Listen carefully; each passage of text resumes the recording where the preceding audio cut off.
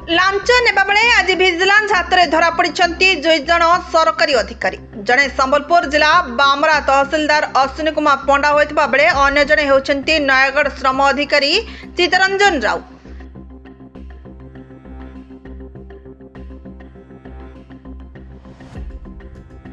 तहसीलदार श्री पंडा 2019 रे OSS topper होते।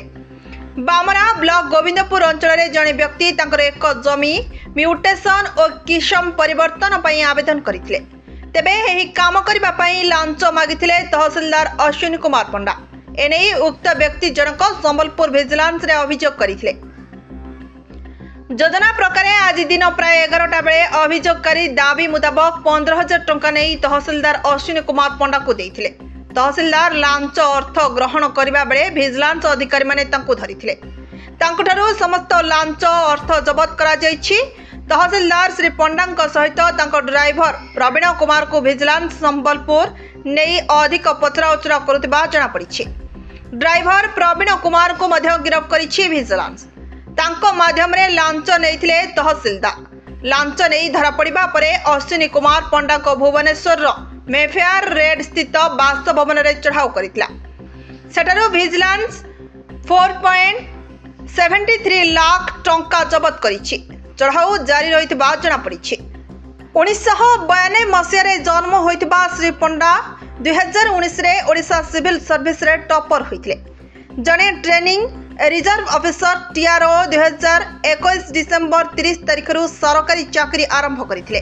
तांकर प्रथम कर्मक्षेत्र थिला बालेश्वर जिलापाल कार्यालय। 2023 जून मासरे श्री पंडा मयूरभंज जिला सामखुंटारे तहसीलदार भावे जोग देथिले। परे 2025 जुलाई 1 तारिख रे से संबलपुर जिला बामरा रे तहसीलदार भावे जोग देथिले।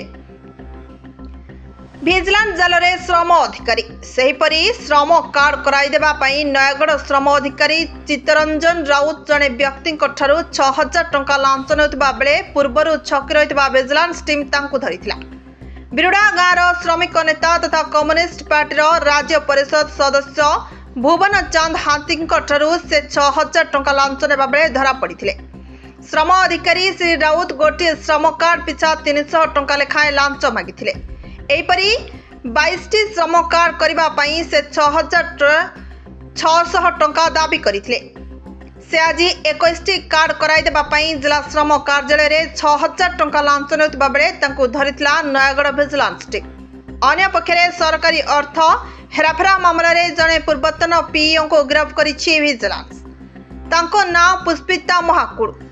तांको घर मयूरभंज जिला विजातला ब्लॉक लुहासला पंचायत रे।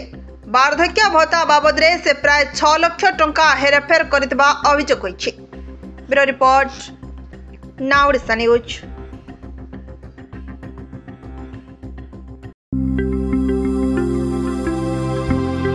लेटेस्ट न्यूज अपडेट पाई www.nowodisha.com को लॉगिन करंतु।